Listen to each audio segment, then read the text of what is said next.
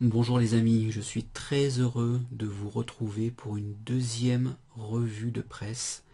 Alors, nous allons voir ce qu'il s'est passé en France ces derniers jours. Nous sommes le samedi 28 mars 2015. Bon, nous allons commencer par une nouvelle dramatique, celle du crash de l'avion de la Germanwings dans les Alpes françaises. Alors, crash de l'A320 de Germanwings, le résumé de la semaine. Du crash aux avancées de l'enquête, en passant par les recherches sur le site du drame, retour sur les événements de ces derniers jours liés au drame de Germanwings. Mardi 24 mars 2015, un Airbus A320 de la compagnie allemande Germanwings s'écrase dans les Alpes de Haute-Provence, près de Prah-Haute-Bléone, avec 150 personnes à son bord. L'appareil avait décollé de Barcelone, en Espagne, à 9h01, à destination de Düsseldorf, en Allemagne. Il a amorcé une descente rapide vers 9h30. Les contrôleurs aériens d'Aix-en-Provence ont tenté sans succès de joindre l'équipage.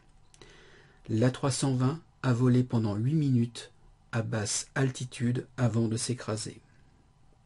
Il a été totalement désintégré lors du choc. Après le crash, l'émotion est vive. D'importants moyens de recherche sont déployés sur place. Les sauveteurs travaillent dans des conditions difficiles, les débris de l'avion étant dispersés sur plusieurs hectares à flanc de montagne. La première boîte noire de l'appareil, contenant les conversations des pilotes, est retrouvée. Mercredi 25 mars, le président de la République française François Hollande, la chancelière allemande Angela Merkel et du chef du gouvernement espagnol Mariano Rajoy se rendent à Seine-les-Alpes, non loin du site du drame, afin de rendre un hommage aux disparus. Le bureau d'enquête et d'analyse, le BEA, chargé de l'enquête technique sur le crash et qui a récupéré la boîte noire, tient de son côté une conférence de presse. Il indique qu'un enregistrement des conversations des pilotes est exploitable sans vouloir en révéler le contenu. Jeudi 26 mars, le procureur de la République de Marseille, confirmant une information du New York Times, indique que l'enregistrement récupéré révèle que le copilote était seul aux commandes de l'avion au moment du drame et a volontairement engagé la descente de l'avion. Le commandant de bord, sorti quelques instants, n'a pu regagner le cockpit, dont la porte était verrouillée malgré ses appels répétés à son copilote. Il n'a pu empêcher la tragédie. Les victimes sont mortes instantanément. L'hypothèse à ce stade est que le copilote a eu la volonté de détruire cet avion, poursuit le procureur. Le même jour, sur le site du drame, le relevage des corps et le travail d'identification commencent. Vendredi 27 mars. La police déclare avoir réalisé, la veille au soir, une perquisition au domicile du copilote Andreas Lubitz, un homme de 28 ans, de nationalité allemande, entré chez Germanwings en 2013. Un peu plus tard, le parquet de Düsseldorf indique que ce dernier était en arrêt maladie le jour du crash et qu'il l'a caché à son employeur. Des feuilles maladie déchirées ont été retrouvées chez lui. Sur le site du drame, le travail des sauveteurs continue, notamment pour tenter de retrouver la seconde boîte noire, celle contenant les paramètres du vol.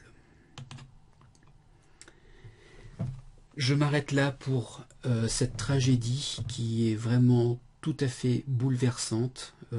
J'ai été vraiment ému moi, par cet accident et je pense à toutes les familles des victimes. Voilà. Alors,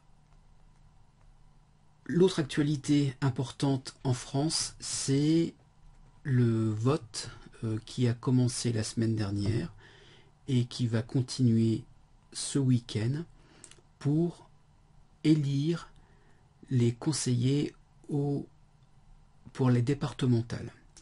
Alors, je vais vous lire rapidement un article et après, donc, je vais vous poster une vidéo pour que vous compreniez à quoi servent ces élections.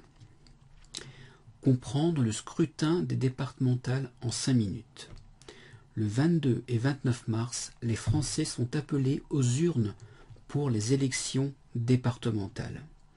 Cette année, le mode de scrutin a grandement changé dans l'optique d'assurer la parité et de simplifier le découpage des cantons. Le Monde vous aide à y voir plus clair et comprendre à quoi ressembleront les bulletins de vote.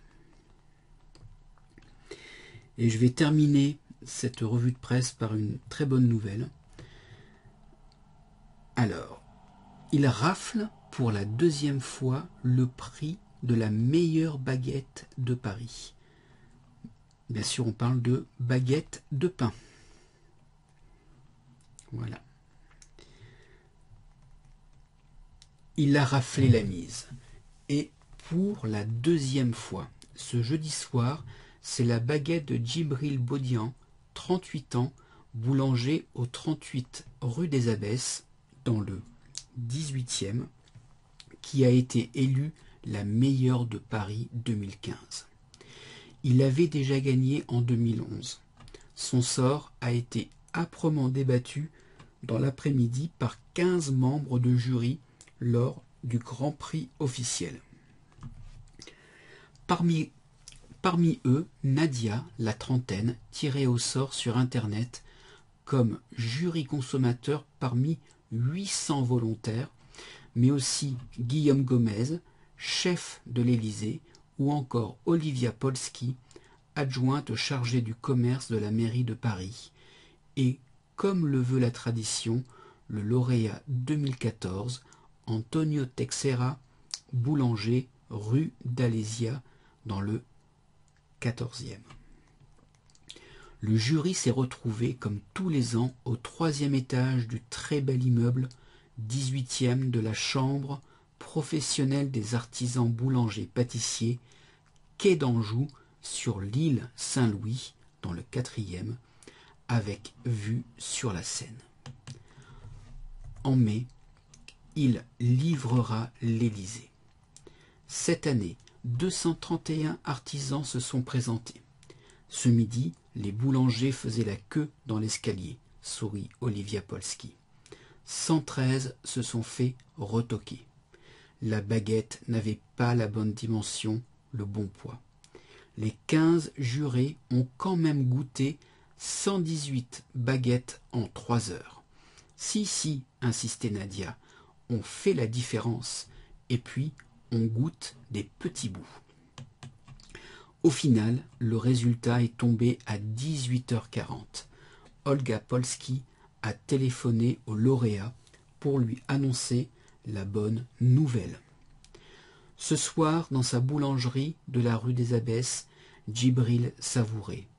J'avais vraiment envie d'y retourner, déclarait ce trentenaire d'origine sénégalaise qui a gravi tous les échelons.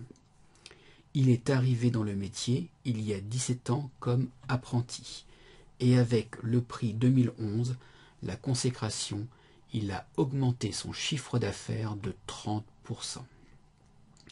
Reste que le lauréat devra attendre mai prochain pour être le fournisseur officiel de l'Élysée, comme le veut la tradition. En 2011, il y avait un autre président, sourit-il, Sarkozy, qu'il n'a jamais rencontré. Djibril espère avoir la même chance que le lauréat 2013. Rida Kader avait bu le champagne avec François Hollande et s'était même retrouvée en voyage officiel avec lui. En attendant, le boulanger garde les pieds sur terre. La coupette de champagne, on va remettre ça à plus tard. Demain, je me lève à 2 heures du matin. Voilà, c'est la fin de cette deuxième revue de presse. J'espère que cela vous a plu. C'était Vincent. À très bientôt. Au revoir.